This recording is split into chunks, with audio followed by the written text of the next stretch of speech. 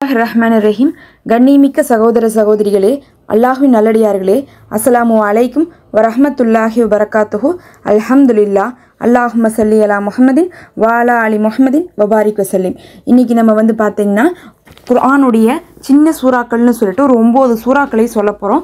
ரொம்ப சின்ன சின்ன சூறாக்கள் தான். இதில் இருக்கக்கூடிய எல்லா சூறாக்களும் உங்களுக்கு தெரிஞ்சிருந்தாலும் கூட ஆச்சரியப்படுறதுக்கு இல்லை, ஏன்னா நம்ம தொழுகையில் ஓதக்கூடிய சூறாக்கள் தான். ஆனால் இந்த சூறாக்களை ஓதுவது குர்ஆன் ஓதிய சமமான நன்மையை கொடுக்கக்கூடியதாக இருக்குன்னு சொல்லிட்டு நம்ம அறிவிப்புகளில் பார்க்க முடியுது. திருமதி, புகாரி, அஹ்மது போன்ற பல கிரந்தங்களில் பார்த்திங்கன்னா இந்த சூறாக்களை இத்தனை முறை ஓதுங்க, அது இத்தனை குர்ஆன் ஓதிய நன்மைன்னு சொல்லிட்டு கொடுக்கப்பட்டுள்ளது.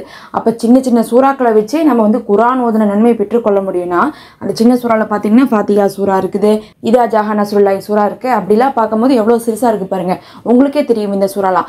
இப்படி இருக்கும்போது நம்ம இந்த துல்ஹஜ்ஜுடைய முதல் 10 நாட்களில் அதிக நன்மை பெறணும்னு சொல்லிட்டு நமக்கு நேரம் இல்லாமல் இருக்கும். அந்த மாதிரி சமயத்தில் இதை செஞ்சுக்கிட்டாவே போதும், உங்களுக்கு அதற்கு ஈடாக இருக்கும்.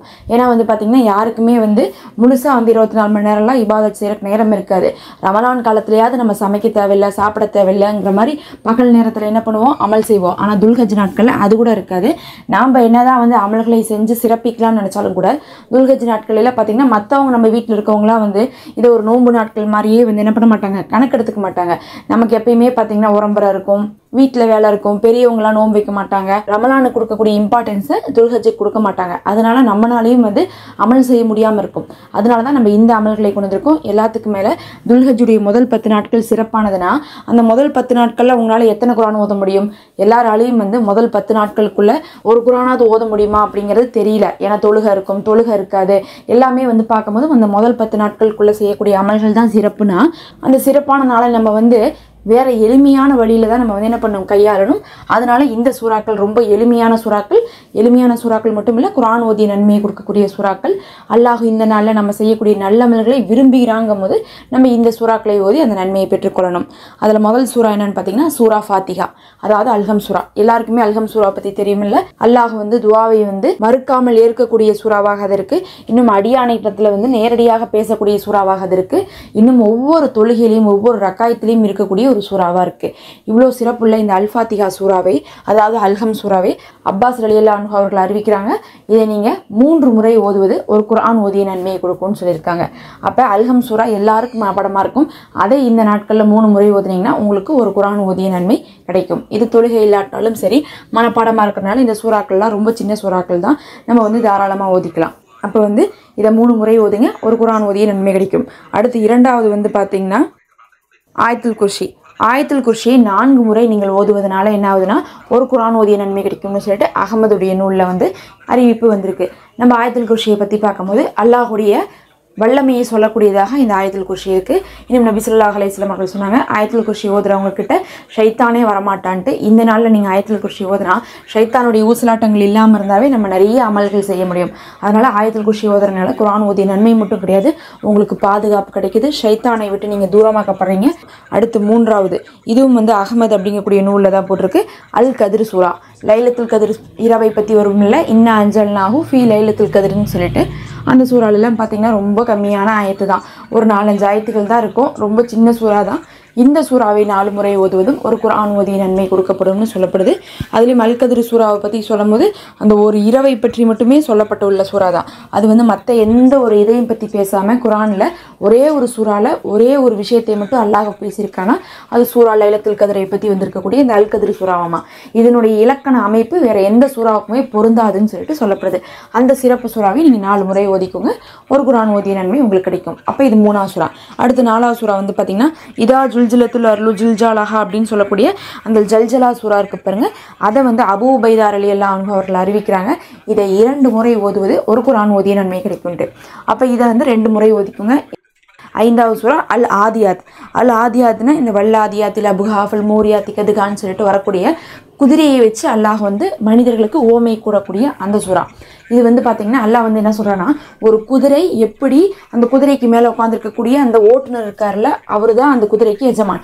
அந்த எஜமானுடைய பேச்சை கேட்டு போர்க்களத்துக்குள்ளே போய் தைரியமாக ஓடுதோ, போரை சந்தித்து மாண்டு போதோ அந்த மாதிரி தான் மனிதர்களும் என்ன பண்ணுவோம், அல்லாஹுடைய கட்டளை வந்துடும் கடிவாளம் போட்ட மாதிரி அல்லாஹ் சொன்னதை மட்டும் கேட்கணும். உலகத்தை பார்த்துட்டு உலக ஆசையில் அல்லாஹுடைய கட்டளை நம்ம மீறிடுறோம் நிறைய நேரங்களில் சொல்லப்பட்டிருக்கு. இதை நீங்கள் ஓதிக்கொள்ளுங்க.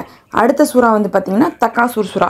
தக்காசூர் சூறாவை பற்றி சொல்லும் போது என்ன அறிவிப்பு வந்திருக்குன்னா, இதில் இருக்கக்கூடிய இந்த சூறாவை ஓதுவது குரானில் இருக்கக்கூடிய 1000 வசனத்தை ஓதி முடித்த நன்மை கிடைக்கும்னு சொல்லப்படுது.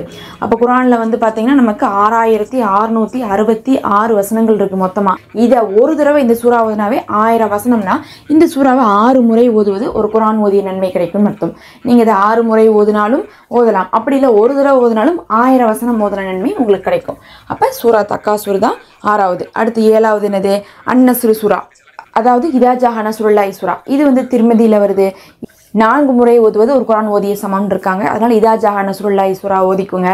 அடுத்து 8வது சூறா காஃபிரூன். காஃபிரூன்னா குல்யா ஈவல் காஃபிரூன்னு ஆரம்பிக்கக்கூடிய காஃபிர்களுக்கும் முஸ்லீம்களுக்கான வித்தியாசத்தை சொல்லக்கூடிய சூறா. இது வந்து பார்த்தீங்கன்னா திருமதியில் இந்த அறிவிப்பு வருது. 4 தடவை நீங்கள் இதை ஓதுறது ஒரு குரான் ஓதிய நன்மைன்னு சொல்லிட்டு சொல்லப்பட்டிருக்கு. இந்த சூறாவில் உங்களுக்கு தெரியும் நிறைய பேர் வந்து குல் சூறாவில் குல் அவுது பிரபின்னாஸ் ஃபலக்கு குல்குல்லா வாகத்து தான் ஓதுவாங்க. குல்யாயுல் காஃபிரூனை ஓத மாட்டாங்க. ஆனால் இந்த குல்யாயுல் காஃபிரூனை வந்து பார்த்திங்கன்னா ரொம்பவே வந்து ஒரு சிறப்புக்குரிய சூறா தான். அப்போ வந்து பார்த்திங்கன்னா மக்கத்துவாசிகள்லாம் வந்து எப்படி இருந்தாங்க, நிறைய பேர் குறைசினர்கள்லாம் காஃபிர்களாக இருந்தாங்க. அப்போ அந்த எதிர்ப்பையெல்லாம் தாண்டி அந்த எதிர்ப்பையெல்லாம் வந்து எதிர்த்து சொல்லக்கூடிய ஒரு சூறாவாக இது இருந்துச்சு. இதற்கு தான் வந்து பார்த்திங்கன்னா 4 தடவை ஓதுனா ஒரு குரான் ஓதிய சிறப்பு இருக்குது. அடுத்தது கடைசியாக பார்த்திங்கன்னா சூரா இக்லாஸ். இதை பற்றி நானே உங்களுக்கு சொல்ல தேவையில்லை, எல்லாருமே நம்ம கேள்விப்பட்டிருக்கோம்.